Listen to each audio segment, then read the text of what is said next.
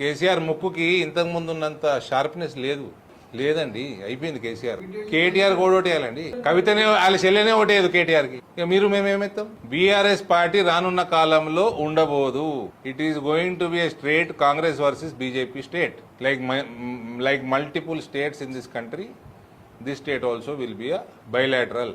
BRS అయిపోయింది. వాళ్ళకు ఒక దెర్ ఈజ్ నథింగ్. వాళ్ళ క్యాడర్ కూడా ఏమైనా వర్కర్లు అందరు కూడా ఆ పార్టీకి ఈ పార్టీకి వచ్చిన వాళ్ళు. వాళ్ళ పార్టీ లేడున్నాయి ఈడ, వాళ్ళ పార్టీ లేడున్నాయి. వాళ్ళ క్యాండిడేట్లే దిక్కులేరు. నిజామాబాద్ పార్లమెంట్లో ఇప్పుడు జీవన్ రెడ్డి సాబ్ కూడా వేయండు. సుదర్శన్ రెడ్డి సార్ ఇంకా చాలా యంగ్. ఇంకా అయిపోయింది. ఏడ భూపతి రెడ్డి గారు చాలా పాపులర్ అవుతుండు కరప్షన్లో. అయిపోయి అర్బన్లో క్యాండిడేట్ లేడు, ఆర్మూర్లో క్యాండిడేట్ లేడు, సరిగ్గా బాల్కొండలో సరిగ్గా క్యాండిడేట్ లేడు, కొరుట్లలో అంత రంగు పోయిన బట్టలే. జగిత్యాల పాప జీవన్ రెడ్డి సాబు 3 దశాబ్దాలు 4 దశాబ్దాలు కాంగ్రెస్ నడిపించినోడు వీకిండు. ఏడున్నదండి కాంగ్రెస్ పార్టీ. ఏదో ప్రభుత్వం ఉన్నదని కౌన్సిలర్లు గెలిచి రాడారు.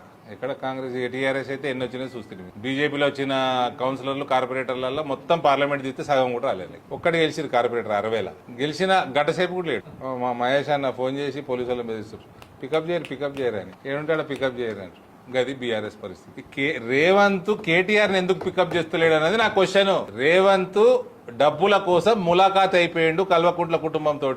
అది అలయన్స్.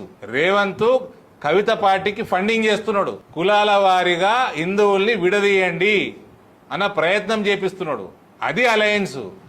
ఈ రాష్ట్రంలో సీరియస్ గా బీజేపీకి భయపడుకుంటూ బీజేపీని ఎదగకుండా ప్రయత్నం నడుస్తున్నది. ఈ దొంగ అలయన్సులు పెట్టుకుని రేవంత్ ఎందుకు పికప్ చేస్తలేవయా? రాష్ట్రాన్ని దోసుకున్నోని కాపాడుతున్నావు నువ్వు.